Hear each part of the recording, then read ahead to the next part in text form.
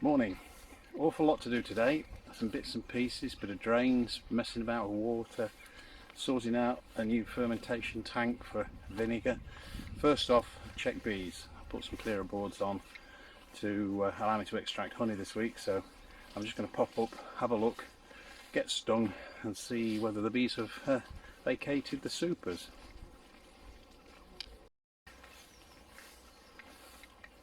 What's happening here is I'm getting wet in the long grass. 8 millimetres of rain overnight, 2 great thunderstorms. I love thunderstorms, lightning as well. Well worth getting out of bed to have a look. Oh, that's interesting. First common spotted orchid is out. Let's go and have a look.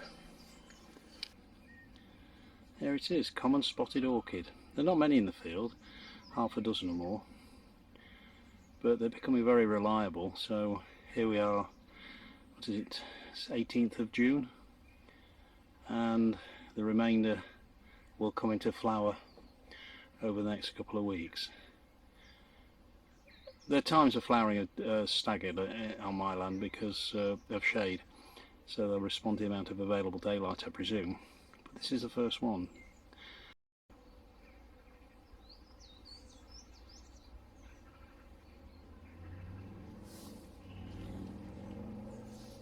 So we've got here one beehive and with a number of supers. These are the supers on the top. These are the areas where the honey is collected, and there are 4 on here, 2 of which are replacements, empty ones so to speak, and these top 2 are full of honey.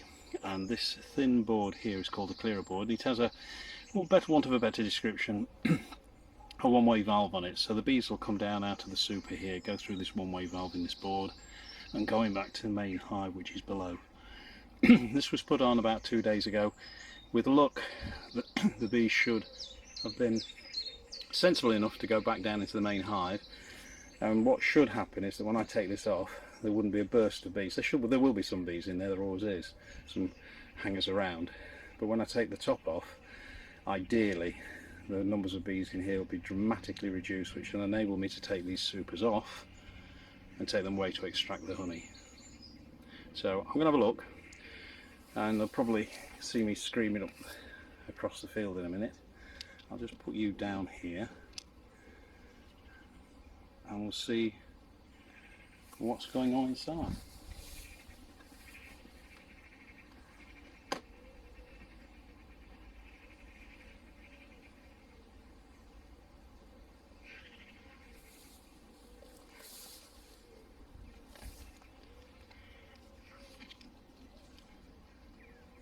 Well, there are still bees in here, as you can see, but not as many as you get normally. Most of these now will be able to be swept off with a soft brush.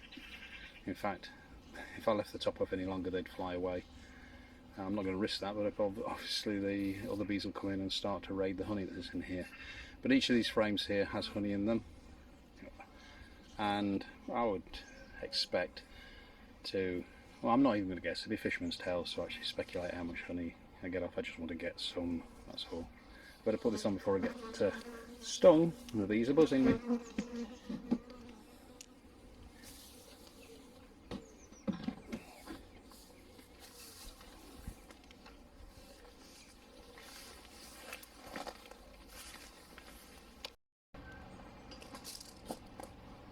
Well, that's the dwarf beans sorted out, and now I just need to sow some lettuce. This is a tray of 104 cells, and I've pre-filled it with compost, ready to receive the seeds. I sow these on a fortnightly, 3-week basis throughout the summer. And that sounds like an awful lot of lettuce, but I do manage to get rid of it. I either sell it or pass it on to family members, or eat a large volume myself, to be quite honest.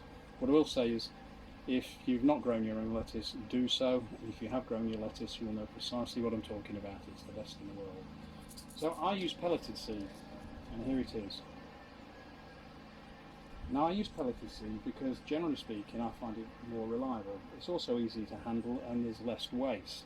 So what I can do here is take the pellets, and sow them in individual cells, and if the seed is fresh, which I buy on an annual basis, you'll get at least 95 to 99% germination rate. You can't beat that.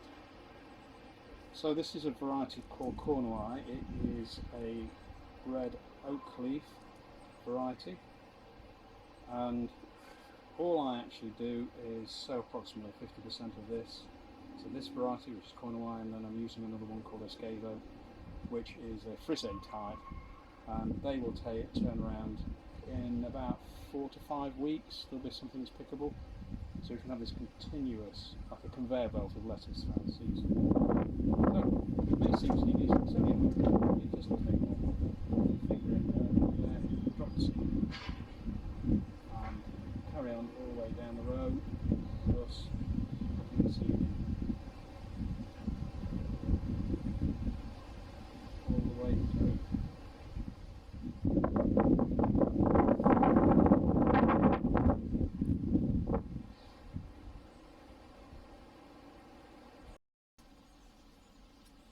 Now here's a neat little trick. I renew my labels, and I don't use a permanent marker for obvious reasons, because I want to reuse them. I use pencil, and I find the easiest way to get rid of that is get a bit of moist compost like that, just a pinch of it, and just rub it on the label like that, and you've got a brand spanking new label, and you can write on that again in pencil. There we go. That had mixed achillea in it. So a little bit of compost out of the bottom of the tray there, and just put it on the label and rub it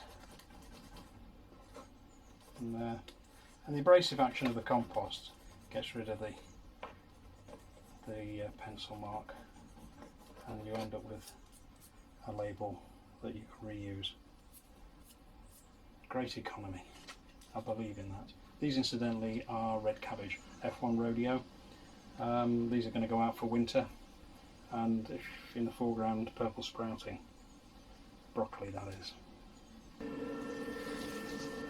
There we go, label in, and give it a good drenching. Mind you, don't want to drown them, but you need to soak through. That compost I put over the top will settle around those seeds, and we should see, in the weather like we have there, just give this basil a drop of water. There we go. We should see germination, I would expect, within about 3 to 4 days in temperatures that we've got at the moment. Just a brief update on the seeds that I sowed earlier on in this video. This is 9 days later.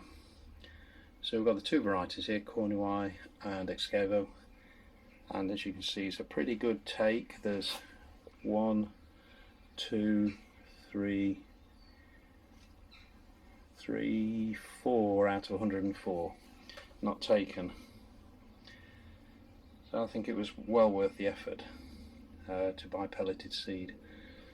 Over here, basil sown in these 1 litre pots, coming on a treat. I shall sow some more very shortly as a follow on.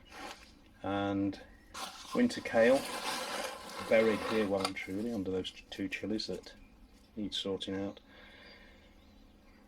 This is a variety which is called Westland Winter. It's a hardy variety as opposed to the dwarf curled kale that I've spoken about before, which has a tendency to curl up in very cold weather. It's not cold hardy, at least not for this climate. Moving across here, we've got basil in troughs, and this is grown by this method just to simply make it a lot easier to harvest when it gets to about 9-10 inches. And the globe artichokes, they're coming on a storm. I need to get those planted out actually. They're looking pretty good now, getting to the right stage, the right size. Look at that. Beautiful plants. Tomato, oh, they need watering, so there's a job to do before I finish today. This variety is Moneymaker, classic variety, and coming on quite nicely. All these tomatoes in the greenhouse here have suffered quite dreadfully with the heat. This curled leaf is not a nutrient deficiency, this is heat damage off the glass, and the others two are similarly curled. They almost look as though they've got some sort of nutrient deficiency with the variegated leafing, so I can show you just by swinging round here. See, look at that, look at the state of those. But the plants are growing, and they should recover. I need to get some protection up obviously around the windows. Another job to do. Look a bit horrible, but they're flowering. I'm hopeful that they're going to recover from this dreadful heat. I mean, it hit 40 odd degrees in here despite forced ventilation. Cucumber, grown in, I think if I recall, 15-litre pot. There's 2 plants in there. We're already taking innumerable cucumbers off here. Here's a tiny one, that will be ready probably in about a week. This is the variety called Socrates. The chilies, these are just grown for the fun of it. Main chilies are in the other tunnel, but as you can see they're looking quite handsome. And the job for tomorrow, subject to weather, although I'm not really bothered about the rain, it's helpful. I've got to get these lettuce out. Looking rather nice as well.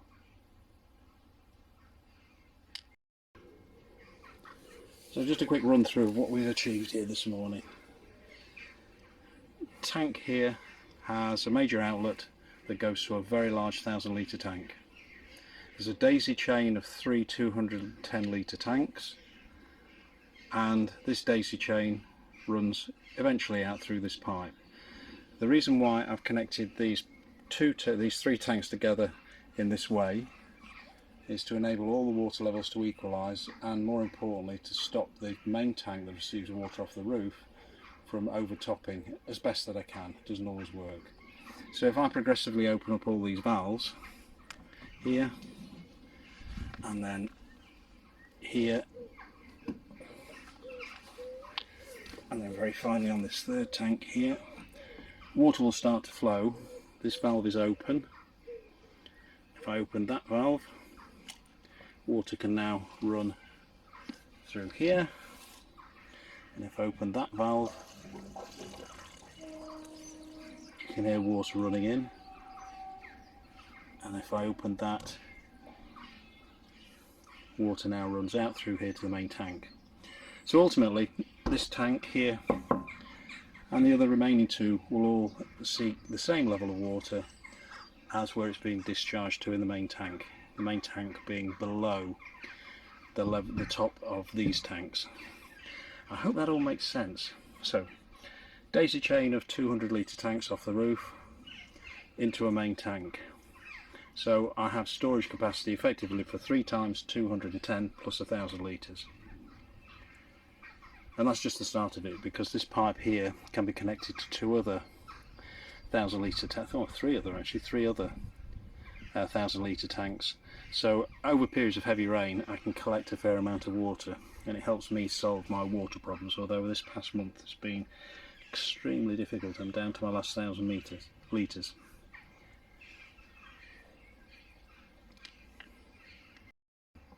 Risky tomato strategy? Well, at the moment they're growing. They are, and they're looking rather good. I can just imagine in about a month's time there won't be a single one left if blight strikes, but I'm going to do my best to keep them. And there we go.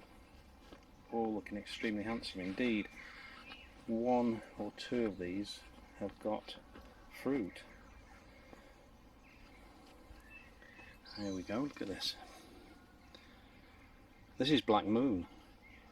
I don't think the fruit are going to get much larger. I'm hopeful that they're going to grow. They're all tied in, as you can see here. I use what's called a tapinar, or a tapinar, just to hold it back to the stem. Take out the side shoots on these, of course. They're indeterminate varieties.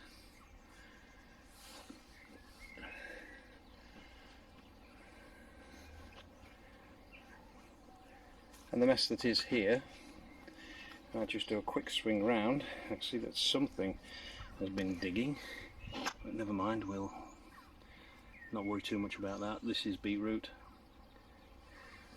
grown for later in the season. I am doubtful this is going to produce any beetroot of any size, but what it produces will get eaten. It's all very sparse, and that's down to the weather, regrettably, not being able to get enough water on. As we move further down this row very quickly, you'll be able to see that here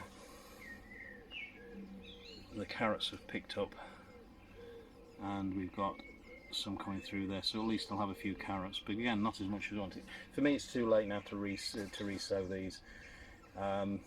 They'll be too tiny and really not worth the effort, so I think I'll just have to strike this off as a bad year. It's been really dreadful this wet weather, but you know, there we go. There's a few carrots. There should have been 5 rows here, and you can see the centre one is very, very sparse. But fingers crossed, might have a carrot on the table.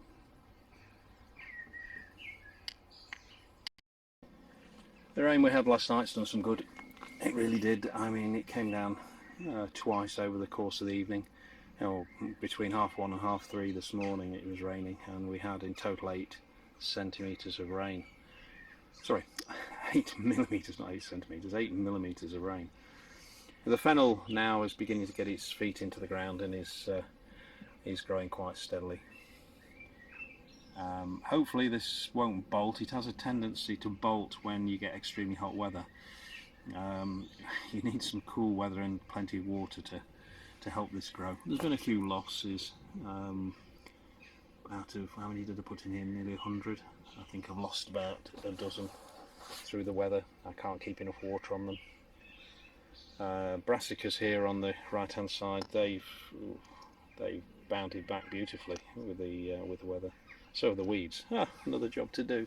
I just want to take you down here to the beans. The French dwarf beans. Again, they've picked up. Oh dear. Just take you down here to the French dwarf beans. These have picked up quite nicely. And unfortunately the radishes, well, I don't know, unfortunately I suppose, in a way, the radish are coming through, but again the warm weather is held them back. I can see I've got some mole activity here. Look at this. Look at that. Thank you, Mr. Mole. Nature's natural drainage all the way along there. Look at that, the mole run. Never mind, it's life. Oddly enough, they don't seem to damage the plants. Plants will just carry on growing through the mound. But the dwarf beans, I'm very tempted actually to put another few rows in as a follow-on crop. I'll give that some thought. If I do, I'll put it onto vid and post it so you can see how I go about it. I use a seed drill, just makes life easier. More time to stand around and look rather than spend your time on your knees planting individual seeds. Now this handsome beast is a cardoon. It's an intriguing plant. The stem, it's a Victorian style plant. I think the Victorians were very interested in eating this. It's the stems that you eat, although I've never been tempted. It's quite a magnificent plant. Throws up a flower spike over 6 foot high. And if I just take you up to the top of the plant, and you can have a look down at that. Big spiky leaves, although there's no thorns on it. Why is it growing in the grass here? Oh well, I don't know where else to put it, to be quite honest. They're relatively short-lived. They'll live about 6 or 7 years, and they're grown from what is called a thong. You can buy them quite freely on the open market, but I just I bought this about 3-4 years ago probably, just simply for the flower head that comes up way up, and there you're at least 6 feet up. And that's cardoon. Don't suspect it's widely grown. But I'll carry on growing it because I just love the look of it.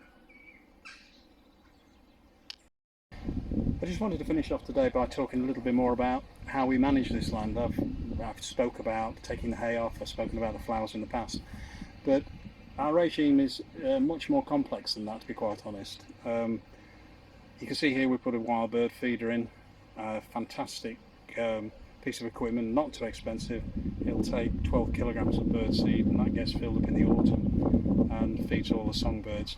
But although we take the hay from the centre of the rows of the trees, these alleyways here, the grass between the trees to the left and the right remains. So you've got these long swaths of grass underneath the trees. That helps hold the trees back.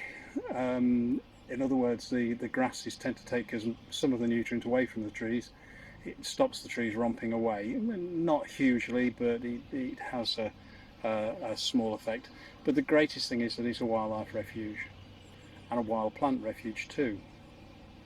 So we have these corridors running up and down the field, which wildlife can continue to thrive in. Voles, obviously mice. We get hedgehogs when the grass is shorter. Unfortunately, it's too long for hedgehogs at the moment.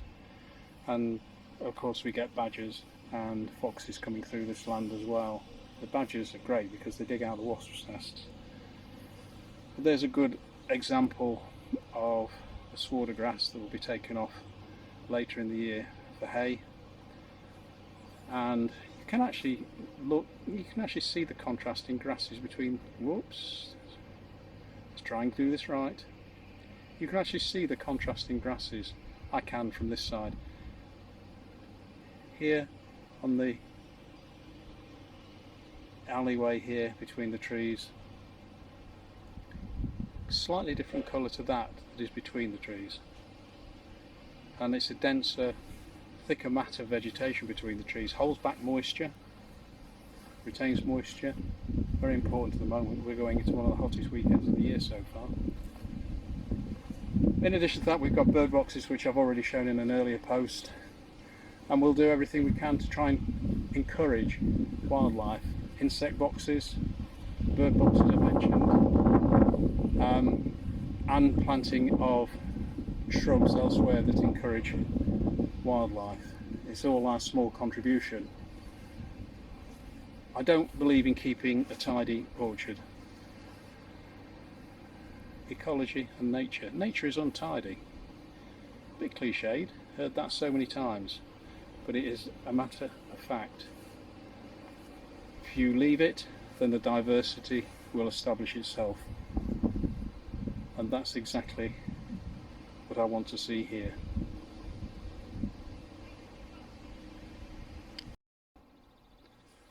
So I'm going to wrap it up there. I need to get on. There's thunder in the background. I can well see me getting soaked. I've got some other little jobs I need to tidy up, and also I want to try and get this video put together and posted as soon as possible without it being 3 hours long. I'll try and put in some of the more interesting elements. Well, once again, I hope you've enjoyed it, and do put some comments downstairs below this, and look forward to hearing from you. Thank you very much. Goodbye.